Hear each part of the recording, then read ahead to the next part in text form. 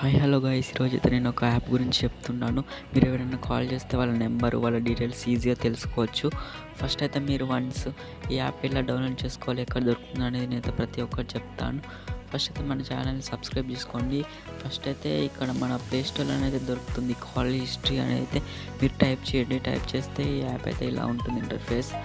ఆ తర్వాత మీరైతే ఎవరైతే నెంబర్ ఇవ్వాలనుకుంటున్నారో వాళ్ళ నెంబర్ అయితే ఇచ్చేసేయండి. మీకు కాల్ చేసిన వాళ్ళ నెంబర్ నెంబర్ ఇచ్చాక ఇక్కడైతే మీరైతే ఈమెయిల్ తప్పకుండా ఇవ్వాలి. మీ ఈమెయిల్ జీమెయిల్లోకి వెళ్ళి చెక్ చేసుకోండి.